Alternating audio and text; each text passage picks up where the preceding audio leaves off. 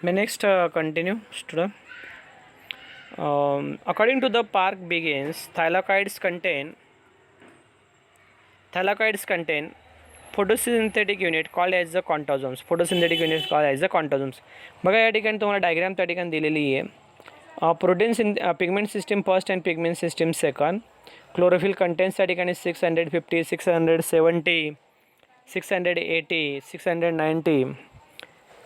Pigment system first and pigment system second. So different contosomes of the lights are absorbing. या ठिकाणी आपल्याला कॉन्टोझोम जर असेल तर ते मात्र लाईट हार्वेस्टिंग करताना आपण पाहू शकतो. ओके, यामध्ये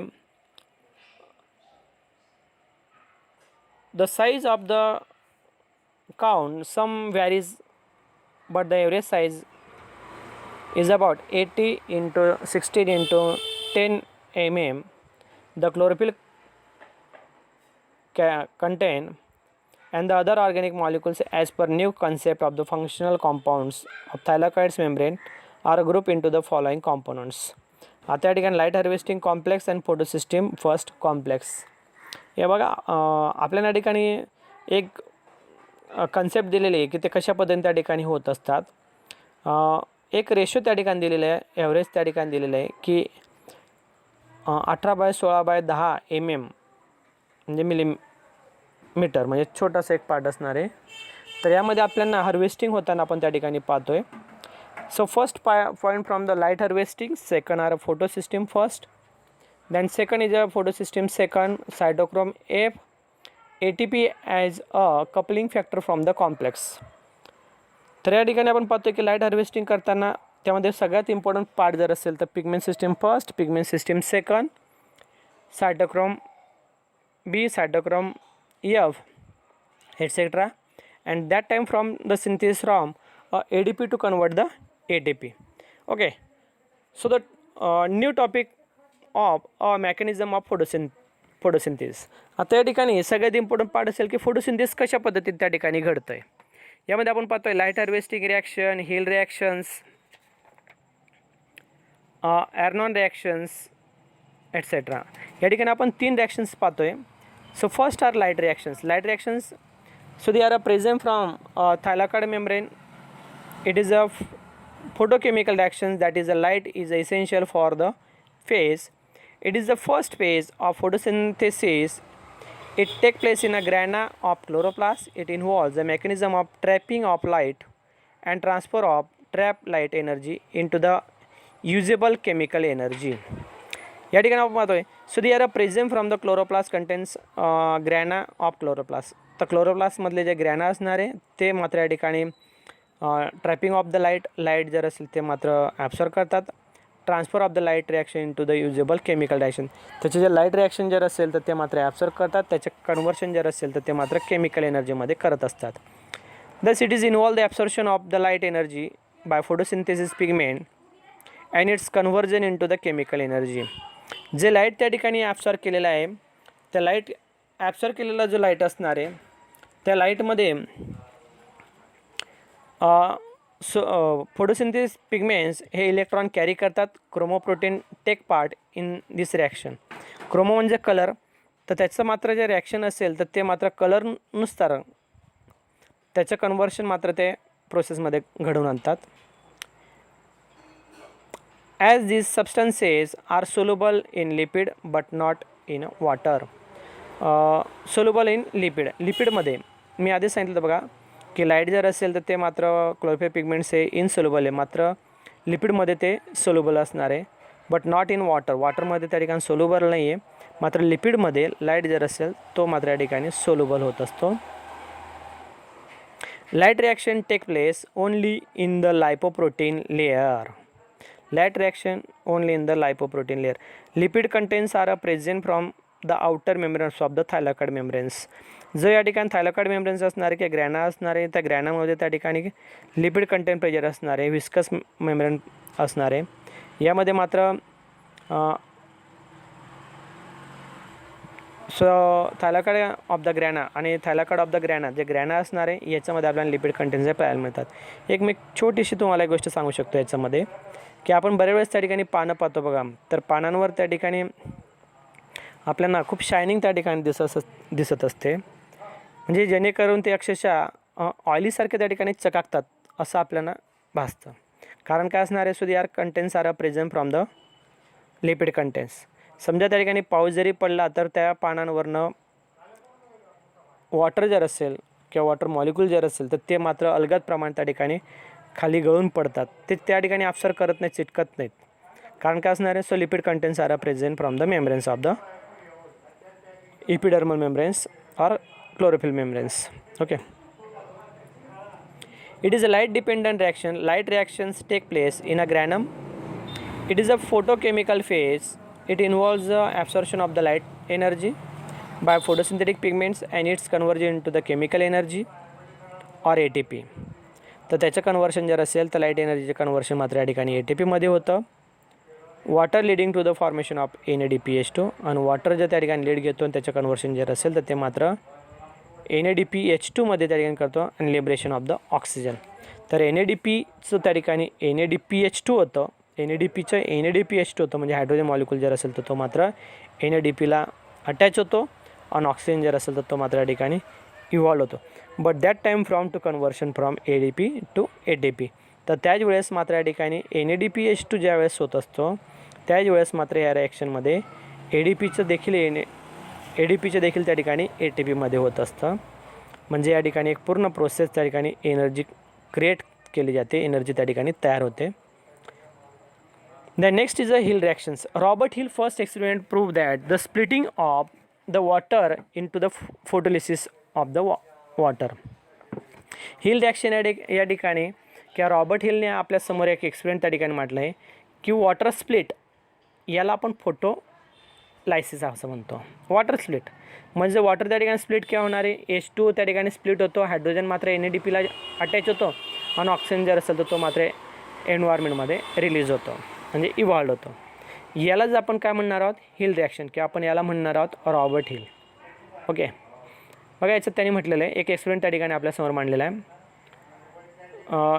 ही suspended isolated chloroplast from the spinach leaves in water. एक छोटंसं त्याने एक लीप घेतलं, ही ॲडेड फेरिक साल्ट, त्याच्यामध्ये मात्र त्याने फेरिक साल्ट टाकलं. Hydrogen acceptor of the medium.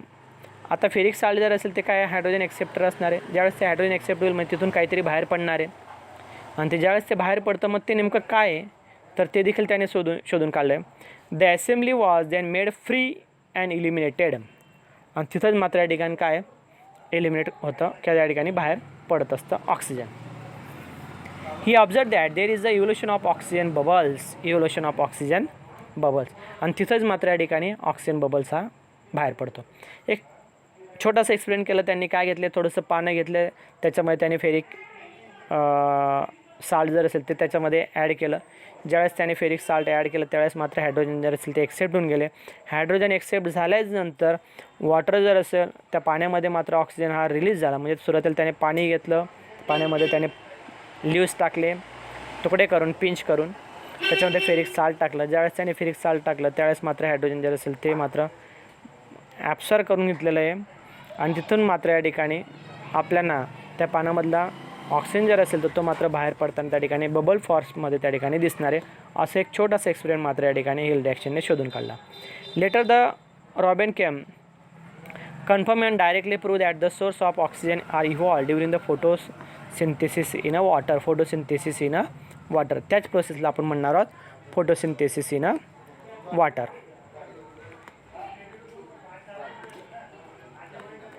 They use heavy isotope of oxygen and unicellular green algae Chlorella synedesmus for this experiment. आणि याच्यामध्ये मात्र क्लोरेला वगैरे जर असेल तर ती स्पीसीज त्याने घेतलेली आहे.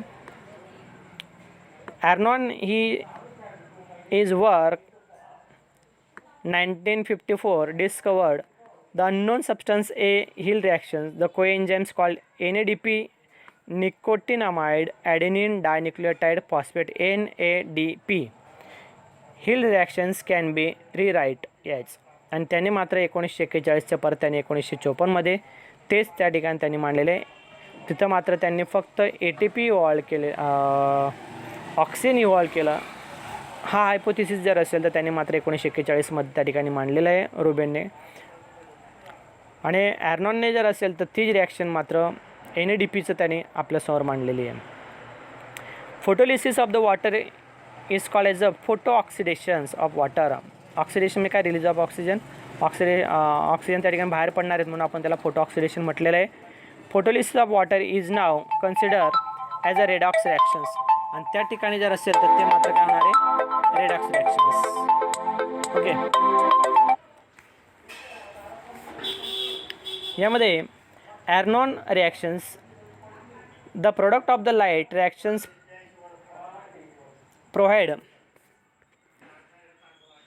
provide the necessary input for the reductions and assimilations of carbon dioxide.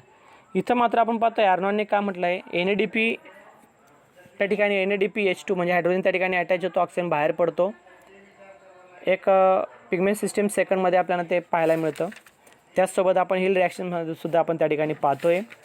त्यानंतर पुढे याच्यात आपण पाहतो आहे की कार्बन डायऑक्साईड जर असेल तर तो मात्र या ठिकाणी खूप इम्पॉर्टंट फॅक्टर असणार आहे. सो ऑक्सिजन जर असेल तर तो मात्र जसं त्यामध्ये number of reactions are synthesize and carbon dioxide are accumulate, so that time from carbon dioxide and oxygen are synthesize. तर CO2 ज्यावेळेस त्या ठिकाणी आपल्या त्या बॉडीमध्ये त्या ठिकाणी घेतो तर त्या रिॲक्शनला आपण ॲर्नॉन रिॲक्शन म्हणणार आहोत. Product of the light reactions that provide a necessary input the reductions of or assimilation carbon dioxide, that the assimilatory power is utilized for the dark fixation carbon dioxide was demonstrated clearly by the work of Arnon. 1951 मध्ये त्या ठिकाणी ॲर्नॉनने carbon डायऑक्साईडचं त्या ठिकाणी demonstration आपल्यासमोर मांडलेलं आहे बघा. Hydrogen release by water was accepted by coenzyme. Hydrogen ज्यावेळेस त्या ठिकाणी रिलीज होतो वॉटरमधनं त्यावेळेस त्याच्या कोएन्झाईम जर असेल तर कोएन्झाईम म्हणून त्या ठिकाणी CO2चा वापर होत असतो. Without CO2 so do not split of the H2O. H2O केव्हा स्प्लिट होणार आहे की ज्यावेळेस तो कार्बन डायऑक्साईड एंटर करतो, हायड्रोजन NADP अटॅच होतो आणि ऑक्सिजन जर असेल तर तो मात्र या ठिकाणी इव्हॉल्व होणार आहे. So that time the involvement from the coenzymes carbon dioxides. NADP is found that the isolated of the chloroplast to release the oxygen take place in the faster rate of the presence of NADP. Arnon also stated NADP molecules will also be synthesized termed as the photophosphorylation NADP plus inorganic phosphate chlorophyll light and to synthesize from the ADP. तर या ठिकाणी ADPचं आणि plus एक inorganic phosphate molecules जे NADP आहे, NADचं NADPमध्ये होतं, NADPचं पर त्या ठिकाणी NADPH2मध्ये होतं. तर त्यावेळेस जे एक फॉस्फेट मॉलिक्युल जर असेल तर तो मात्र ADPला अटॅच होतो आणि त्याचे कन्व्हर्शन मात्र या ठिकाणी ATPमध्ये होत असतं. म्हणजे ॲर्नॉनने या ठिकाणी मांडले कार्बन डायऑक्साईड कोएन्झाईम्स म्हणून त्या ठिकाणी पार्टिसिपेट होतो. NADPचं NADPH2मध्ये होताना त्यावेळेस त्या ठिकाणी NADP हा इनऑर्गॅनिक फॉस्फेट मॉलिक्युल त्या ठिकाणी ॲड होतो आणि त्याचं कन्व्हर्शन मात्र NADPH2मध्ये होतं. म्हणून बघा पुढे दिलेलं आहे, carbon dioxide fixation take place the pigment free portion of the chloroplast or stroma while the assimilatory power ATP molecules and NADPH2 is produced by the grana portion. ATP आणि NADPH जर असेल तर ते मात्र या ठिकाणी सोबत त्या ठिकाणी रिलीज होणार आहे. The most important from the synthesize of the photophosphorylation process और फोटोसिंथेसिस प्रोसेस. म्हणजे कार्बन डायऑक्साईड ज्यावेळेस ते ॲटमॉस्फिअरमधनं घेणार आहेत, जमिनीमधनं ज्यावेळेस ते वॉटर घेणार आहेत त्यावेळेस ते वॉटरचे स्प्लिट होतात आणि कार्बन डायऑक्साईड जर असेल तो मात्र कोएन्झाईमचं काम करतो. CO2 आणि H2 ज्यावेळेस येतात ते दोन्ही ब्रेक होतात त्या प्लॅंट्समध्ये आल्यानंतर, तिथं कार्बोहायड्रेट तयार होतं C6H12O6. H2O जर असेल तर तो मात्र रिलीज होतो थोड्याशा प्रमाणामध्ये आणि ऑक्सिजन त्या ठिकाणी बाहेर पडतो.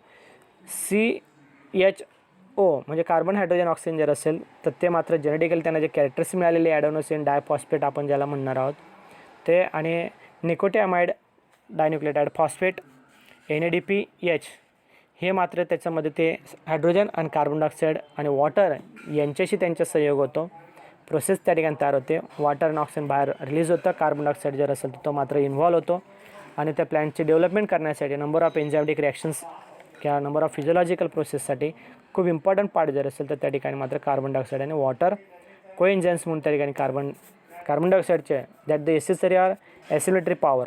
मग सगळ्यात पहिले पॉवर जर असेल तर ते मात्र कार्बन डायऑक्साईडचे असणार आहेत. कारण की प्लॅन्ट्स हे कार्बन डायऑक्साईड घेतात त्यावेळेस त्यांचे रेस्पिरेशन प्रोसेस होते. ज्यावेळेस ते रेस्पिरेशन करतात म्हणून त्या ठिकाणी वॉटर हे ॲब्सॉर्ब होतं. ज्यावेळेस वॉटर ॲब्सॉर्ब होतं म्हणजे त्या ठिकाणी कुठेतरी ते रिलीज झालं पाहिजे.